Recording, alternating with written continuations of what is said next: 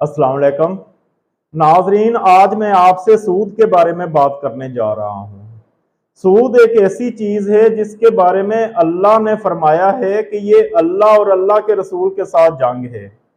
जरा सोचिए, अल्लाह और अल्लाह के रसूल के साथ जंग करके कोई इंसान जीत सकता है? इसलिए अक्सर मुसलमानों के जहन में ये सवाल रहता है कि वो जो कारोबार कर रहे हैं या लेन देन कर रहे हैं, कहीं उसमें सूद तो शामिल नहीं है। तो आज मैं आपको बताने जा रहा हूं कि कौन से ऐसे कारोबार हैं या ऐसे काम हैं जिनके अंदर सूद शामिल हो सकता है।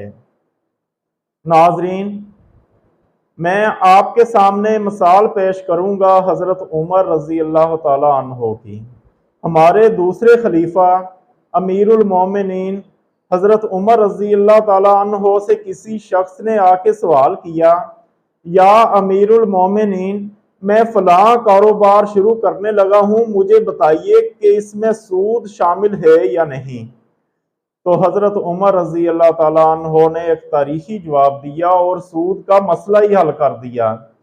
हजरत उमर रजी अल्लाह ताला अन्हो ने उस शख्स से कहा कि जिस चीज के बारे में या जिस कारोबार के बारे में आपको सवाल करना पड़ जाए कि ये सूद है या नहीं, वो सूद ही होता है, उसको छोड़ दो। देखिए नाजरीन, हजरत उमर रजी अल्लाह ताला अन्हो ने सूद का मसला हमेशा हमेशा के लिए खत्म कर दिया। आज भी हमें जिस चीज के बारे में सवाल करना पड़ जाए कि इसमें सूद शामिल है या नहीं, तो हजरत उमर रजी अल्लाह ताला अन्हो के अल्फाज के मुताबिक वो चीज सूद ही होती है और हमें उस चीज को छोड़ देना चाहिए। मैं दुआ करता हूं कि अल्लाह हम सबको सूदी कारोबार और सूदी लेन देन से महफूज रखे। आमीन। आसिफ रशीद को इजाजत दीजिए।